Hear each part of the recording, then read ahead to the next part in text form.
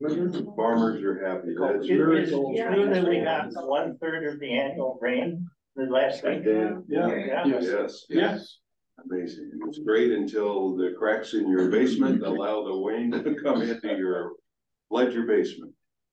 Right. Or your window wells. Or your window wells, right?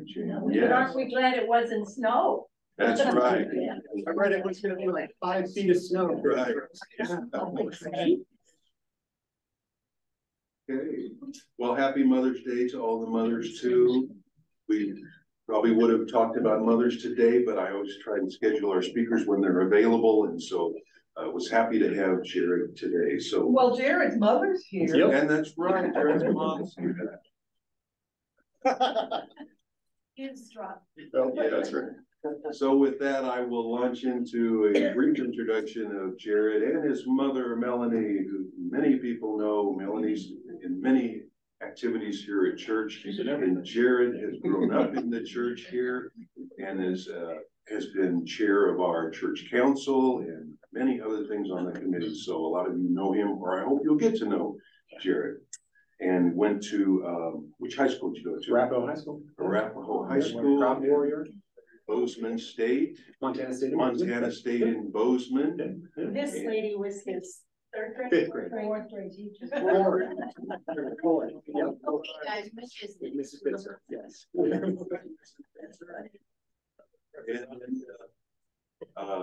Jared has held all kinds of positions in law enforcement, including dispatcher, yeah, and patrol officer, and detective, and now bureau chief of the jail, supervising hundreds of inmates and staff.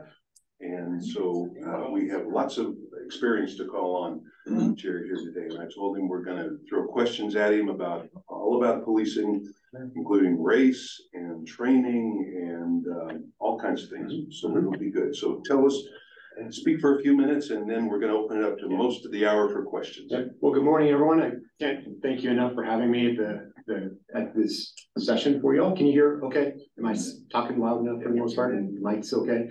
All right. So like Steve said, my name is Jared Rowlison, and I did grow up here at St. Andrew. Our family landed here in 1982. And before too long, we found St. Andrew at the old campus next to Goodson Rec Center. And really, we've been part of the church since then. For me, there's been a couple of exceptions. We spent 2 years out in California in the San Francisco area. I was a freshman and sophomore in high school. I loved it. Mom and Dad hated it, so they won the vote and we moved back. We were also there for the big World Series earthquake, and I think that was really the straw that we're like, we're done. So that was 88.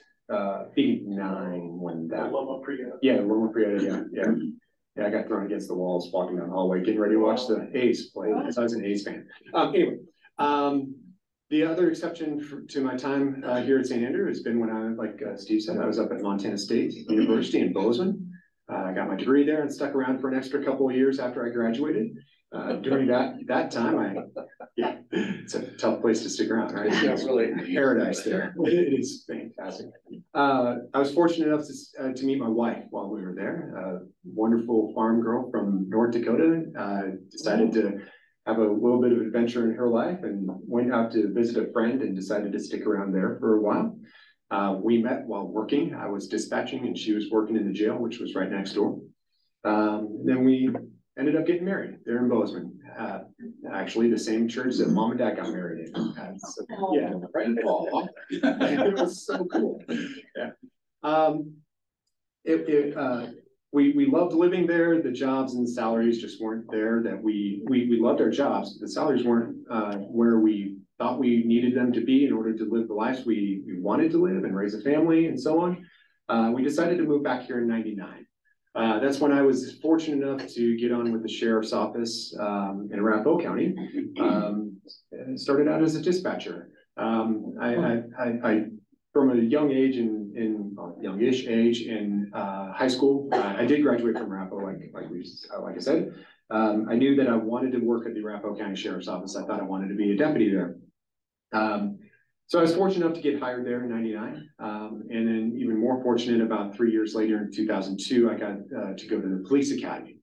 And really since then, I'll just be real brief. If we need to dig in on some of my experiences, we sure can. But since '99, in 2002, when I became a deputy, I've gotten so many different opportunities. I've been incredibly fortunate with just the variety of experiences and assignments that I've had. All told, about 2/3 of my career have been on the public safety side of the sheriff's office, which includes patrol and our detectives. The other third has mostly been in the jail and a couple of different roles. Spent a little time in our internal affairs unit as well at one point, but patrol, investigations, internal affairs, in the jail in different roles as a lieutenant, well, as a deputy, a lieutenant, the operations captain, and now as the bureau chief. And so to dig in a little bit on my current role as the bureau chief of the Detention Services Bureau at the Sheriff's Office, my role is to oversee 404 staff members. I actually have all people or all the positions filled, plus the folks who are in our custody day in and day out. This morning there were 912 people in our custody. So that sounds like a lot, and it is, but compared to close to 1,200 that we had prior to the pandemic. And if that's of interest, we can dig in on some of those numbers and trends and so on. But I oversee not only the folks there, but the operations. I have 2 captains that I get to work with, and one of them is responsible for the operations day in and day out. That's the folks that are working down in our housing units and our booking area as well. So those are mostly deputies, plus a few civilians. They do the work day in and day out of just making sure everyone's safe and where they ought to be, and then getting people in, getting people out, and so on. The other part of our responsibility is our administrative side, and that includes all the things to make what really boils down to it, a small town of 900 plus people. We get to provide 3 meals a day for people. We get to provide medical care for those people. We get to feed them, well, I said meals every day. We get to do laundry for them and provide them clothing on a regular basis. We have a 35-plus-year-old facility that has been really well used. Another piece that we can get into if there's interest, but nonetheless, we need to replace the facility, and it's in a well-used condition that we need to keep it up. The maintenance of it is remarkably challenging. So there's a piece of that. Other ancillary pieces, a warehouse for supplies. We have a mental health component that is with our medical section as well. A number of other civilian staff members that just make things work day in and day out. The other part of the bureau that we're responsible for is court security as well. So right next door to our jail is 2 large courthouses. And by statute, the sheriff's office is responsible for court security in the courthouses in the county.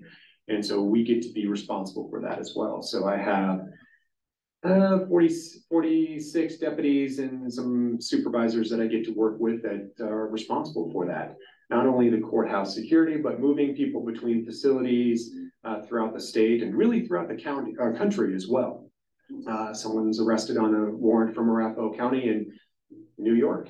Our deputies get to go out there and bring them back after a legal process to make that all happen. So there we are. That's a little bit of me. And as I said, if we need to dig in on some of those things, I'm happy to, or if there's other pieces that are of interest that haven't come up yet, I'm eager to have those conversations. So yeah, Steve. Go right ahead, Steve-O. 2 questions. What's the average length of time that somebody is with you? And please have a discussion about recidivism. Yep, recidivism. Yep. And how do you get people to break the cycle? Yeah. Let me get some. I've got. I like numbers a lot. Spreadsheets are my jam, but I don't remember them well, right? So I've got numbers.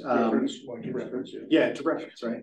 All right. So, how long do people typically stay? What's an average day or median or whatever you want to describe it? So that's something we track pretty closely because a county jail is much different than a prison. very nuts and bolts. County jail has people who are both pre-trial and post-conviction. So people waiting for their case to be adjudicated, plus people who may have been either sentenced to the jail for a period of less than a year or waiting to go to the Department of Corrections if they've been sentenced to confinement more than a year. That's really nuts and bolts of the difference between a jail and a prison, but it plays into Steve's question about length of stay. It's something that we track on a pretty regular basis. Currently, our length of stay is about 23 days. And so that includes people who get arrested, come in, and then 6, 8, 10 hours later are able to bond out on a small warrant, or they go to court and are able to bond out through court, or the court releases them on a personal recognizance bond. A couple hours to people who are in our custody for a couple of years as they await and go through trial for any number of complex issues. We have people there. We don't have a ton of low level offenses that people are held for anymore. We can get into that. It's a piece of just changing trends through and after the pandemic. And a lot of the folks there are there for higher severity crimes, higher risk. And so we have people there for very short periods of time, less than a day to a couple of years, perhaps, as they navigate a complex legal case. During the pandemic, we did end up, our population bottomed out at 593 during the pandemic, which was a quiet jail that wasn't, well, first of all, we had to mitigate COVID and keep it from coming in. We were the last jail in Colorado to have community spread within the inmate population. We worked really hard to do that. But nonetheless, we bottomed out at 593, I think it was. And at that time, it was really the people who were at very high risk, very serious crimes, very high risk of committing other crimes in the community. Our average length of stay during the pandemic topped out around 48 days, which is very, very long for a jail. And our current at 23 is pretty typical for jails here in the Denver area. I talk with my peers other places, and that's about where it is. So, can I interrupt? Yes, I'll get back to the difference recidivism. between jail and prison. Yep. My mind is Yeah. saying, what's up here? Yeah. So a little bit more about the difference between a jail and a prison. A jail is run by a county sheriff, and I don't know of a place within the United States that's not the case. The sheriff is the oldest elected office in the United States, and the sheriffs are responsible for jails. Sheriff's offices look very different depending on the region of the country you're in. Back east, a lot of places, all they do is run a jail. They don't have a patrol function. They don't have a detective function. It's a regional thing. Out here in the West, typically sheriff's offices do run a jail and have a public safety component as well. There's a lot of other pieces, but to get back to the question of a jail versus a prison, that mix of pre-trial and post-conviction people in custody is a critical part there. Anybody who is arrested and held in custody could be there until either they bond out or are convicted of their crime one way or another. And once that happens, their sentence determines if they stick around at the jail or not. If they're there less than a year, typically for a misdemeanor, sometimes for a felony, they would be sentenced for less than a year. They would be confined to the jail. If somebody is sentenced for more than a year, which is really typically only there's nuance in all of these pieces, but if it's a felony, it would only be a felony that they would be convicted for longer than a year. Nuance again, of course, but they would end up at the Department of Corrections in the prison system, and that too is similar throughout the country. It's a state-run entity, and only convicted felons are typically found in a state prison. So programming is very different, and there's lots there. So just can I get back to just related question, if I could, yeah. on his question. Is the culture of a county jail similar to a state prison? Are there gangs? Is there violence as frequent as we imagine in a state prison? How's it different that way? Culture, inmate culture in jails and prisons is not significantly different. I've never worked in a prison, but I've worked with plenty of people who have. In fact, we are able to hire people from our Department of Corrections into Arapahoe County on a somewhat regular basis. And so inmate culture is similar, not the same for sure, but pretty much every facility has gang members in it, and there's different philosophies of how to mitigate those challenges that come from gang members being in a facility.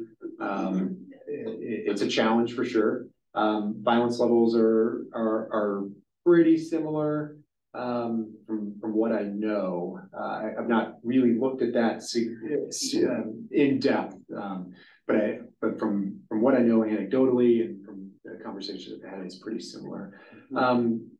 Inmate culture in a prison is a little different in that they're there for a much longer time, and the programming is different. The services that are offered are different because they're going to be there for a longer time, and the Department of Corrections have different obligations than a county jail does to provide those programs. It could be treatment, it could be therapy on a much broader, more in-depth basis than what we're able to do at a county jail.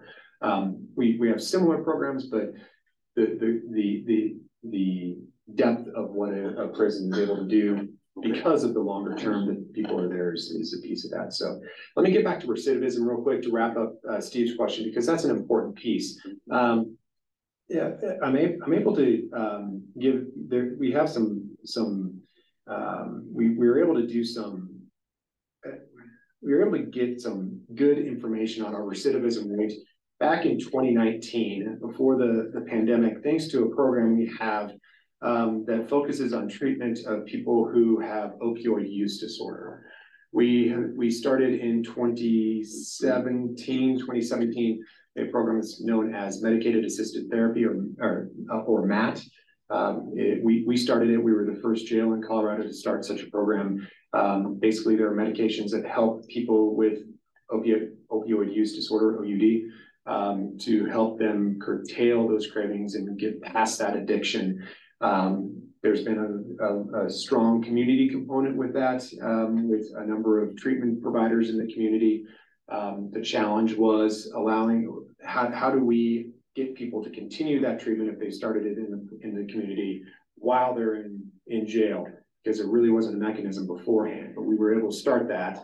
And even now we're working to expand that so people can start the program while they're in our custody, even if they haven't started it before.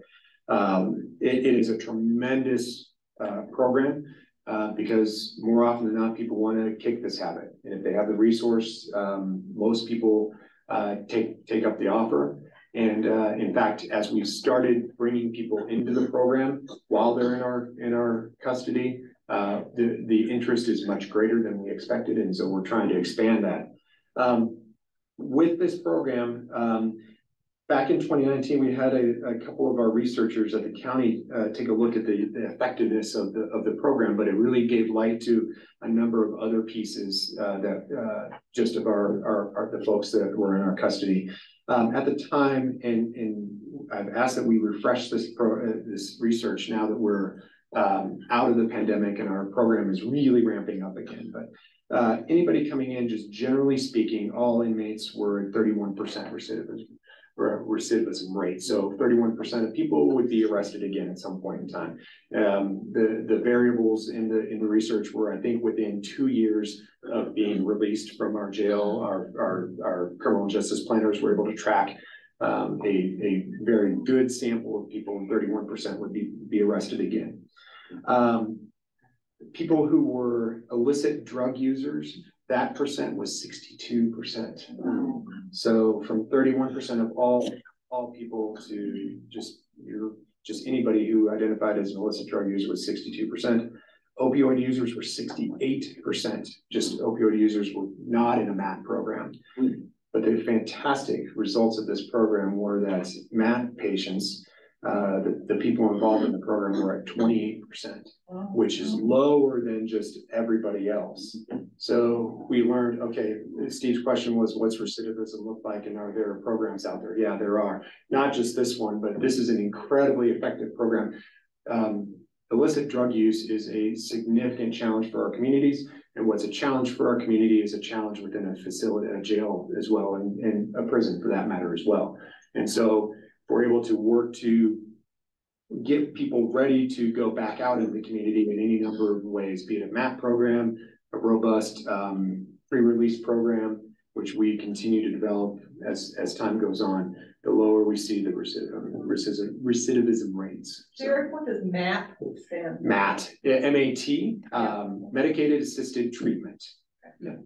And there's a number of providers out in the community that we partner with, so that when they are released from our custody, they're able to, we literally have a warm handoff with them. A lot of times those providers will come to the facility so that we can, here's the provider. You guys can go and get the Is that medication. just for people coming out of the jail, or is it, I'll say countywide for it's other users? Or the reason I asked that, we had a kid years ago, and he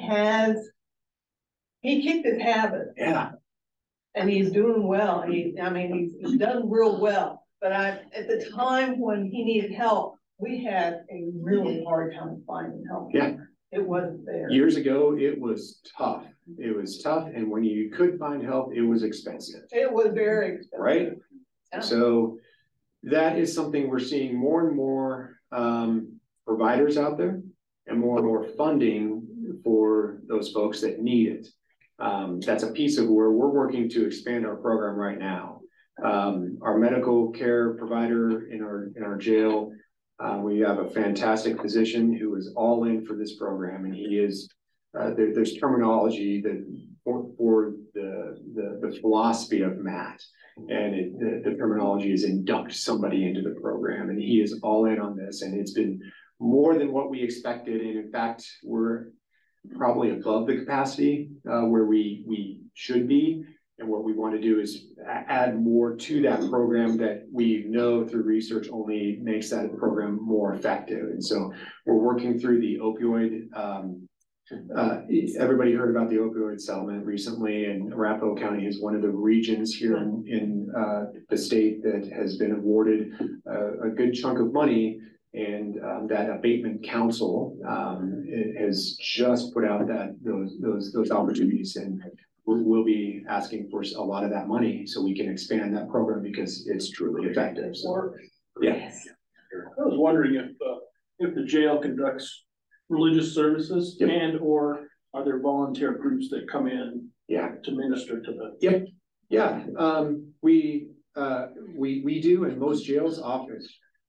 Every jail that I know of offers religious programming of some sort. It looks different depending on the location. At Arapahoe County, we have a paid full-time chaplain, and his job is to minister to inmates who are interested in his message, and whatever that be. We also work with a number of outside groups. We have a Catholic services group that is eager to come in on a regular basis. We have a couple of non-denominational churches in the Central and North Aurora area that come in on a pretty regular basis. We have a really good program relationship with a couple of synagogues, and particularly a group of rabbis in town that go and certify facilities, kitchens, not just jails, but kitchens and wherever, to be kosher. And so for years we have offered kosher meals to people in our custody. And it was probably 6 or 8 years ago, we learned about this group. We had them come in and they said, you're doing great, touch these couple things up and we'll certify you. And we have them come in and inspect our kitchen every year. Another piece we could get into if we're interested is we're going to be building a new kitchen and laundry so we can expand our medical section. And they were critical in helping us to design our new kitchen as well. Mm-hmm. We also have a really good relationship. The sheriff's office has a really good relationship with the mosque that's up on Parker Road in Florida. That was my next one. Yeah. Oh yeah. The sheriff's office has had a really good relationship with the mosque there, the Colorado Muslim Society, for many years. And they will come in and because they don't eat pork, right? Right, and so that's another nutritional thing that we need to consider is halal meals. And so we work with our kitchen vendor for them to get the halal meals that our Muslim folks are able to eat. Ramadan's a big deal as well. I was a young deputy when we learned that Ramadan's a deal, and so we changed up how we do things. We serve meals before twilight, and we serve meals after twilight, or whatever it is. The first light and the last light. So yeah, Are they legally required to. there's a piece of that. Yeah, I mean, there's a lot of legal requirements with religion. There's a federal law that's known as our LUPA. It's Religious Use and Land Use Act that we get to work through, and which is what we need to do. And so that's where a lot of that came from. Very interesting. Anyway, sir. Don and then Jim. Well, I'll pass. Okay. Jim, what was your question? Well, I have long thought that too much is expected of the police. Frequently when there's domestic, and it has to do with domestic situations. A police car arrives with armed officers, sometimes, violence results. And I was thinking it'd be better for domestic situations if they dispatched a family counseling unit. Make more sense, and would lead to less violence. There is a lot going on with that, Jim, and here's a piece of very complex piece. We as a community and a culture, not just community, culture, have really come to rely on your first statement. We rely on the police for pretty much everything. Not only law enforcement, but counseling and sometimes medical care. Delivering babies sometimes because the firefighters sleep during the night unless we call them. And I love our firefighters, believe me, right? But we're the ones who are always there and are typically able to get there quickest, right? Mm-hmm. And so it could be a kid who doesn't want to go to school. Is that something you need the cops for? Maybe not. But we're the ones that go, right? Our community and our culture really expects the cops to wear every single hat. It doesn't really fit the situation. It doesn't always fit the situation. And so really in the last few years, a lot of police departments throughout the country, including Arapahoe County, we've started to look at how can we partner with other places or have other providers in our organization to do those things. What has become really prominent and pretty much best practice for any law enforcement agency right now is to have somebody that's called a co-responder either on staff or contracted through a community, typically mental health provider. And a lot of the focus has been on the behavioral health challenges that communities have and law enforcement's role with that. And so as an example, at Arapahoe County, we have civilian co-responders who are clinician level workers that go around our county and respond with deputies to help de-escalate situations and take over on a behavioral health, mental health, sometimes substance use issue, if that's what it is, more so than a criminal matter. Our cops are there for safety until really they're not needed. Our co-responders are able to transport people to hospitals if that's the appropriate response. If somebody's considering suicide, our deputies will go with our co-responders, make sure everything's safe. And then once that's the case, our co-responders really take the lead.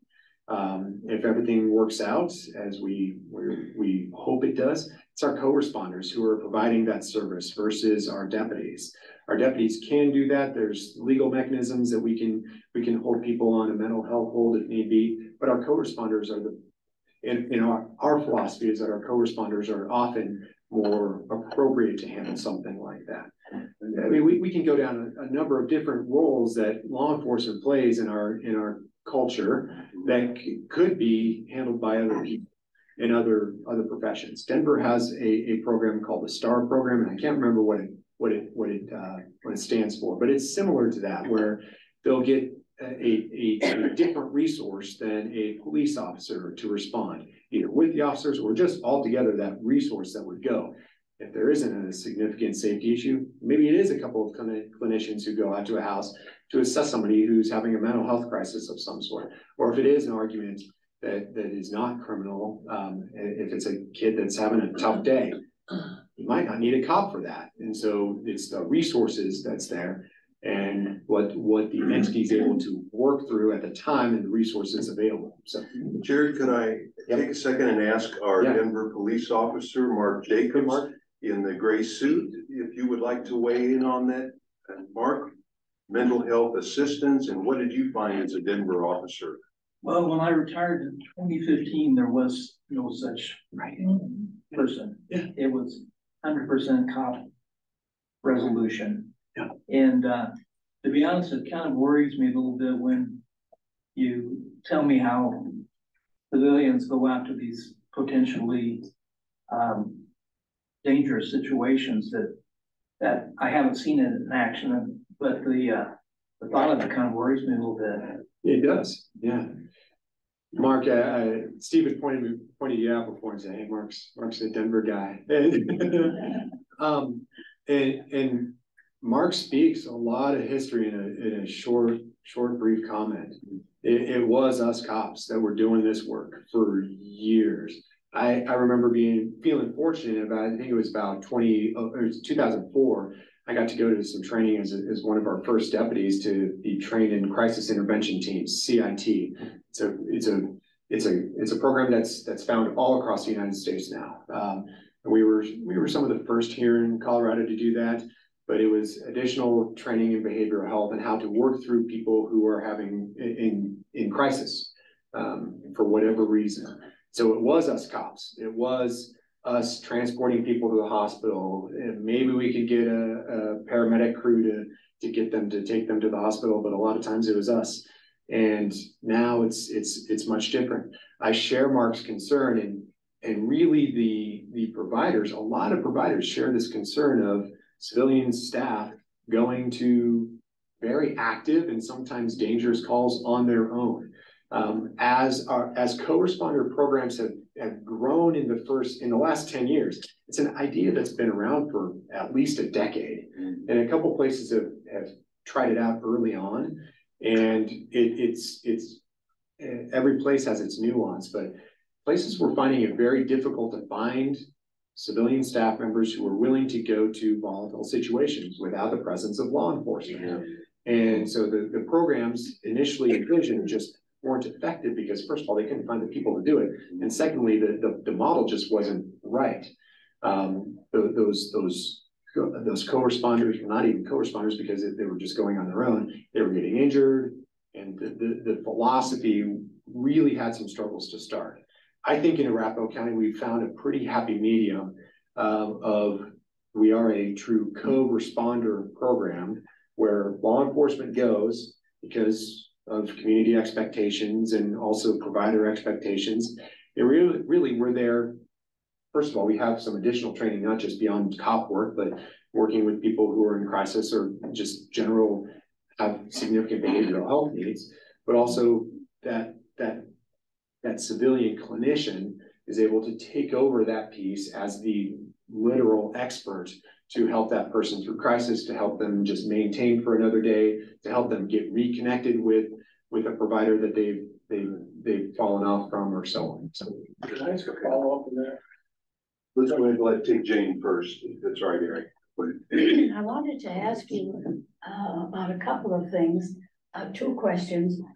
The first one is, having been an educator in the public school system for more than 30 years, I know that there are volunteers who do work with people in jails here in Arapahoe and perhaps in Douglas County as well, to work with the prisoners. Yeah. And you didn't mention that, so I didn't know how widespread that particular position or department is working. Yeah. So for many years, as long as I can remember, we've had an inmate educator on staff, a full-time paid educator who currently her job, I don't know if we've ever had a man in that role, but nonetheless, her job is to meet with folks in our custody on I don't know what the schedule of times. I just hear on the radio when they're moving back and forth to the classroom, but they help, or she helps them get their GED. She is an instructor, and we help people get their GEDs. We were able to do that through the pandemic, and we're really ramping it back up here post pandemic as well. And so the other piece of that comes in where we have people who are young, 18, 19, 20, who come in and still have education needs. And we work with Cherry Creek School District, which is the district where our jail happens to lie in.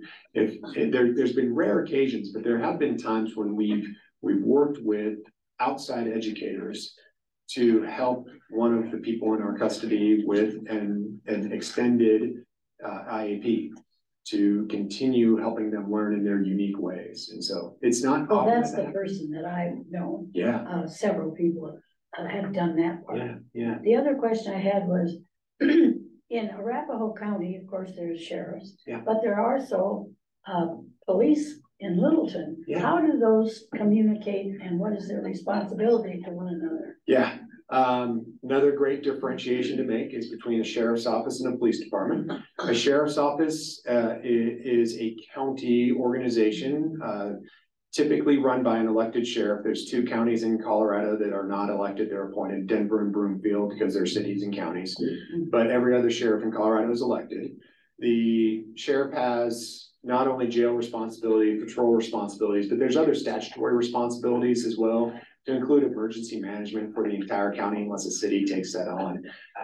The chief fire marshal, I think, is the term for the county. They have to serve. A sheriff is responsible for serving civil papers and maintaining warrants and a number of things there. A sheriff and their deputies' authority is throughout the entire county, regardless of city jurisdiction.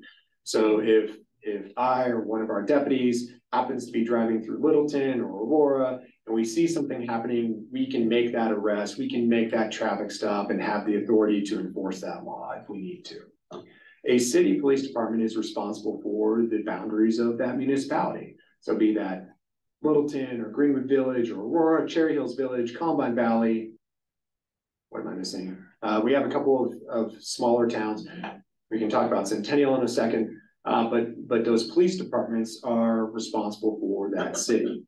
And so typically what happens is the police departments will handle whatever happens in the city, be it criminal activity, just general responses, to whatever traffic stops, and just the general community stuff that all law enforcement agencies do these days. So what is the relationship between all those? Well, in Arapahoe County, we have really good relationships with all of our municipal police departments, and that takes years of work and just ongoing collaboration. We work well with each other. We help each other out on calls. Every now and then we'll ask Littleton to help us out with something. Yeah, to back us up. Yeah, or because we have the authority to go wherever. If Littleton or someone's dealing with a really significant event, they would ask us to go and handle something else that's happening during that event. Those are sort of the nuts and bolts of it. We have really good working relationships with our agencies, not only on a command level, but the cops doing the work day in and day out on the streets. They work really well together. If they see something's going on, they'll stop and check and make sure everything's okay, or we don't hesitate to ask each other for help and so on. So, yeah. When you were here before the pandemic, I recalled that the statement was made that you felt that domestic violence would go down once we were locked up with our partner. Did that happen? Yeah.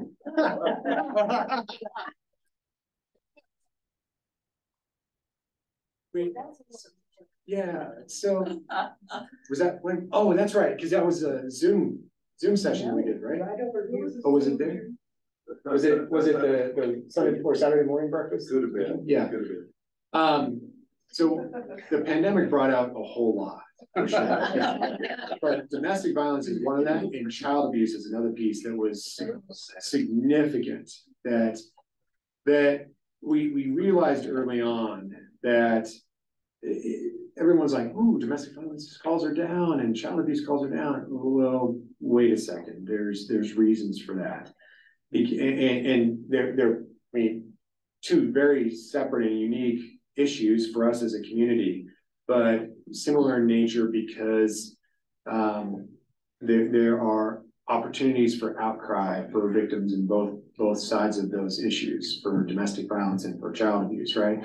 You have teachers that interact with kids on a daily basis. You have coworkers that interact with a victim of domestic violence, and there's more reporting opportunities, either by the victim of either of those issues or by friends, coworkers, teachers, so on. So we did see those rates go down, but we are reasonably certain, if not fully certain, is because the reporting mechanisms went away for the most part for a period of time.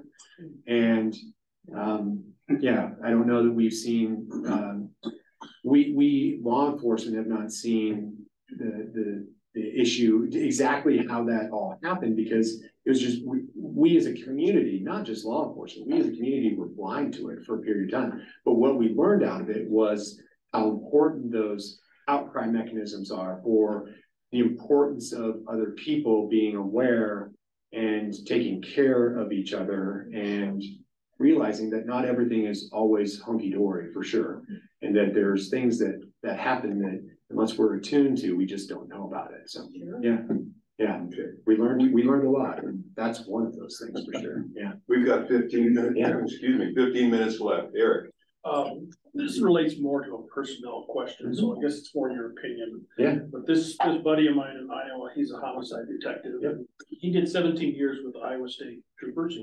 He was also a drill instructor from the Iowa State Patrol Academy for 4 or 5 years. And his comment to me, whenever we've talked about George Floyd and these other incidents, his comment to me is, well, we're just not getting the same high quality applicants that we used to get in the police, for the state trooper force. Yeah.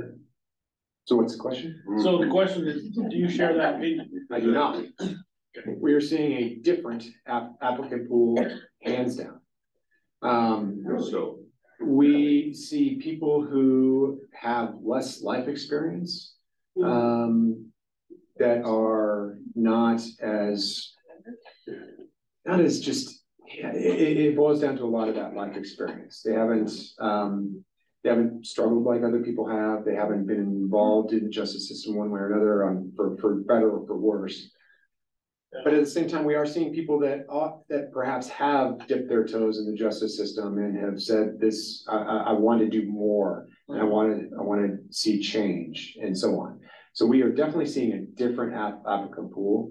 We're seeing some veterans still, for sure, but it's different in the fact that, well, for many reasons, but one piece also is that the interest is not there that used to be. Mark, right? How many people did you test with when you became a Denver police officer? It was probably 2,000 people in a room. Yep. And there was like 10 of us that made it. Yeah. Right. Wow. That is, sorry to put you on the spot, but I expected you to say something just like that. Right now, I would suspect that if Denver gets 50 people for a test, they'd be really excited, maybe a couple of hundred. Their numbers are going back up, and our numbers are going back up. But we used to, we have a different process than Denver, but our applications are a fraction of what they used to be, probably 20-30% of what they used to be. But they're better quality applicants, you're saying? I don't know that they're better, they're just different. Okay. They're coming with with not as much life experience, with different ideals, which is good in a lot of cases. Part of the matter is that we as a profession have been beat up really good in the last 3 or 4 years, for better or for worse, for legitimate reasons or not. And I would say there's both sides of that argument there for sure. One way or another, the fact of the matter remains, we as a profession have been beat up. and we're under a very critical eye, again, for better or for worse, and I think for some places it's for better. They've needed that critical eye. But it's that we get generalized, and okay, we know that going in, and when the actions of one or a couple, either people or departments, come to light, that tarnishes the image of everybody. We know that, and we've experienced it, and we will do that throughout our careers. Aurora, Ferguson, the experience, the examples go on and on, right? And that brings us an opportunity. Here's my optimistic mindset, right? That brings us, we see ourselves as a pretty professional organization that holds ourselves to high standards, not unblemished by any means. No law enforcement agency is completely without fault, but the high standards that we hold ourselves to and hold each other to on a regular basis is what separates us a lot of times. When we have an issue, we address it quickly and we take care of it. When we see that there's a trend within our organization, we work to curtail those things. And the optimistic piece of that is we get to have those conversations with folks. When George Floyd happened, when Ferguson happened, the questions come, you got to ban chokeholds. Done. We did that years ago, right? You got to do this or you got to do that.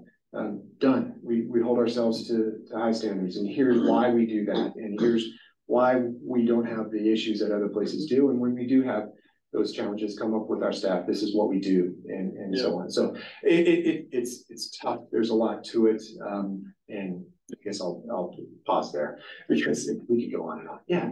What is the effect of drug cartel crimes directly related to illegal drugs coming in? I mean, what percentage do you deal with, and how are they handled? Yeah, the drug cartels right now are the source of fentanyl right now, and that I want to say I'm hopeful that's plateauing, but the problem is it's still very, very prevalent. And we're seeing a new thing, xylazine, that's coming in, which is mixed with fentanyl. Fentanyl has devastated our country in many different ways. I want to say to some degree we're fortunate here in the Denver area and in the West that it hasn't had the impact that it has in, say, Massachusetts and West Virginia and a lot of the Northeast. I mean, I hate to say this, we got it good, but we don't have, I'll put it this way instead, we don't have near the problems of a lot of places in the rest of the country.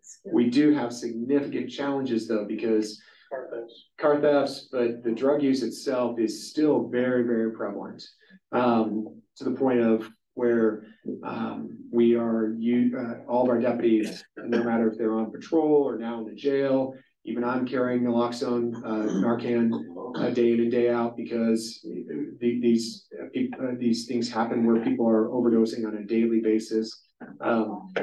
If something's happening in the community, it's happening in the facility as well. And so we've had fentanyl overdoses in the jail. We haven't, there was wood to knock on, I do it. We haven't done it. We haven't had an overdose in the facility for a couple of months now, but months, right? Yeah, we feel fortunate in months, right? That's not right, but it is. So there's a piece of that. So yeah. Let's take Mark's question, please, and then Steve's. Just real quick, I think what the chief was saying basically is the way I see that it's the way that you're trained is how that you'll react out in the field. So when you see these bad things happen, I often see it as poor training, not so much poor personality. I just see it as poor training because you do how you're trained. Absolutely. A lot of the challenges that places have is culture, standards that they hold themselves to, and training. Absolutely. And they all intermix. If you have a culture of training and knowledge and high standards, it's all going to be a virtuous cycle, right? We're going to continue getting better and better. If there's a problem with one of those things, if training is not important, you can have all the high standards, but if you're not training to those standards, it's gonna be a detrimental cycle. So training is hugely important. And so the more opportunities individuals have for training, be that external or internal, that makes a significant difference. And we see as a profession, the more training that people get, the better off they are as individuals and better off the organization is. Yeah. Steve and then Alice. Thank you. I've had my real estate taxes go up approximately 20 to 60%. I mean, pardon, 40 to 60%. Yeah. Are you going to be participating in that windfall? And how are you looking at it? If you are. Yeah, I can't. You're not a Arapahoe County resident. Yeah, that's my recollection. Tax law is ridiculously complicated. Property tax law is even more complicated.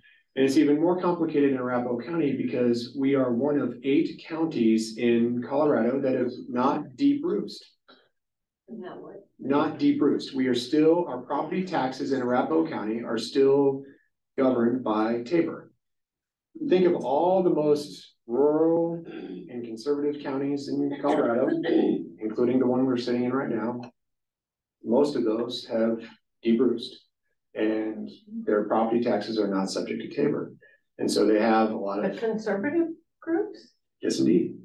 That's 8 counties. It's interesting, right? Yeah. 8 counties in Colorado, which includes Arapahoe, have not de-bruised on their property taxes. You can take funds and separate them from Tabor or special districts and school districts and so on. But so folks in Arapahoe County, although your taxes are going up, you may be seeing some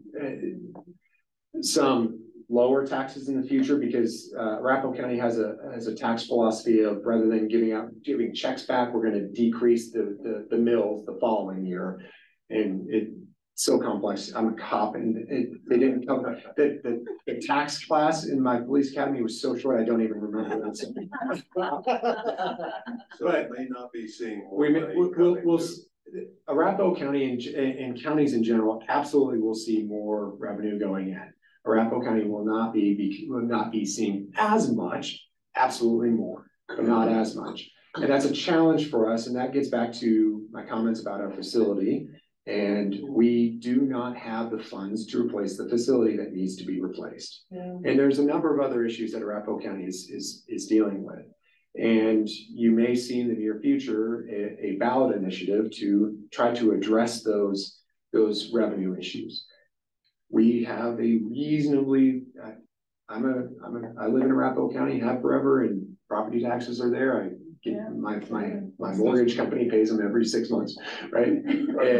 And I know they're reasonably low compared to a lot of other counties and a lot of other states and communities in the country. And so there you are. Yeah, there will be more revenues that go into the counties for sure. Is it where we need to be in Arapahoe County? Not to maintain the expected level of service and not a high level of service that we believe our community expects of us. So more to come with that, and I get to be part of the work that we're doing with that, and so more with that. We got 5 minutes left. I want to do Alice, and then a couple people asked me to not let you get away without asking, what's the answer to mass shootings in America? Yeah. Alice, go ahead. We've lived in our house for about 30 years, not too far from Mom lives. Yeah. Years ago, our house was broken into, and so we're on record, and so we get these postings about crime in our area on a weekly, bi-weekly basis. I've seen it go up. What safety advice can you give us to protect ourselves and our communities? If you park your car outside, don't leave your valuables in your car and lock your door. Crime is most often crime is a result of opportunity. Okay. Hands down. If you lock your car door, take your keys out of it, please. Take the fob out, please. Don't keep the fob in the car. When it beeps, oh hey, it does it to me every now and then. You know, take the fob out. I don't know the percentage. This is nothing more than a guess. I would suspect 95% of stolen cars let's take Hyundais and Kias out of it right now. 90% of not Hyundais and Kias have the keys left in it or the fob. Yeah, it is a crime of opportunity. Cars that get broken into because they pull the door and it opens right up. And so Then vehicles, we live near, the junior high school over there. Yep. There's a lot of people walking around that just don't look quite right, and I worry about those kids. Sure. What attitude should we have toward that? Do we just watch out? Do we? I don't know. I'm just asking for some advice. You're on the right track of watching out and being aware of what's going on in your neighborhood, in your community. We walk a very fine line, especially after some legislation that's passed in the last 3 years of who we can talk to, contact, and how we do that and for what reasons. And so the more information we have of something that doesn't look quite right, more so than just a hunch, I've never seen this guy, something just doesn't sound right. It's going to be a challenge for us to really do anything to talk to that person. But hey, he was looking in windows, he was looking behind bushes, he's doing this, he's doing that, very specific of that stuff. That gives us a little more reason, reasonable suspicion to talk to somebody about what's going on. We have a couple different ways that we can just walk up to somebody and just start talking, and we have to be really cognizant of how we interact with that person and their responses and their reactions and so on. Typically, if somebody starts walking away and we don't have a legitimate reason to detain them, they walk away. But being aware of what's going on, maybe taking some notes. If something's really not right, call us. If you're living not far from them, you're not living far from me. And so call the sheriff's office. Call your house. Yeah, right. That's happened before. That's happened before. But that only delays things, right? I'll give you Jared's number. Yeah.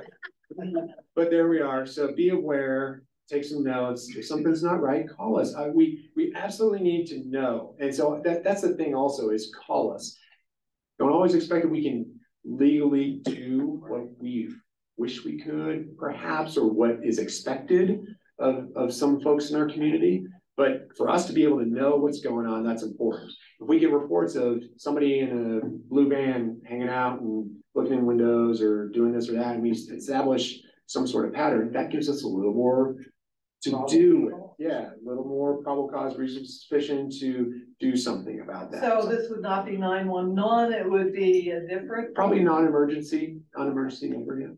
So, yeah. Okay, in our Last shooting. Last 2 minutes, tell us the answer to mass shooting problems in America. What can we do? So here's some Jared opinion, not Chief Rowlison guidance.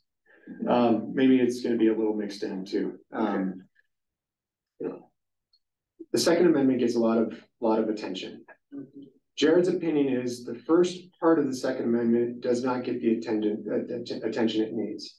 In order to maintain a well-regulated militia, blah, blah, blah, blah, blah, blah, right? So I feel like there are some legislative pieces that can make a difference. Being aware, like we were talking about, is a big piece of that. If something's not right, then we need to know about that. Law enforcement needs to know about that. Some legislative pieces can help, have been shown to help, but they are nowhere near the answer. We can't legislate ourselves out of this. That's a piece of it. There needs to be significant change in our culture, our mindset as a country, and there is no answer right now, other than there are so many different answers that it's no one answer. It's not only gun control. It's not only more mental health. It's not seizing guns. It's not only everything out there. It's everything all put together, and we might be able to help with that.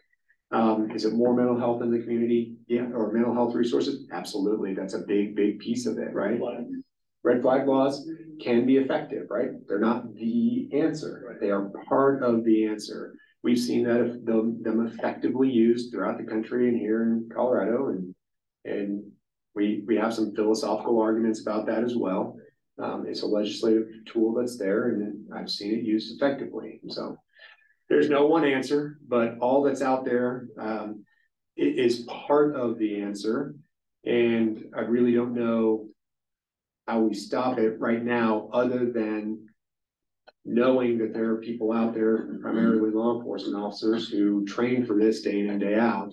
Yeah. And we work towards that. We train with each other, not only internally within the organizations, but we train with our partner organizations as well. We in the South Metro area here, really it's spread throughout the entire metro area, have developed a protocol of how we as a community of responders will respond and take care of those active shooter, active threat scenarios. And we've done it on not a regular basis, but when we've done it, we practice it, and when we have to do it for real, we do it all right. We learn from it every single time. So be it Arapahoe, be it STEM, be it a couple other places, and we've had to work through those things. So very good. All right, that's late. Thank you, Jared. I wish we could go another hour. Thanks for having me. Really, really grateful. Thank you, Jared and Mark, for your service. Yeah, thanks, Mark. See you next week.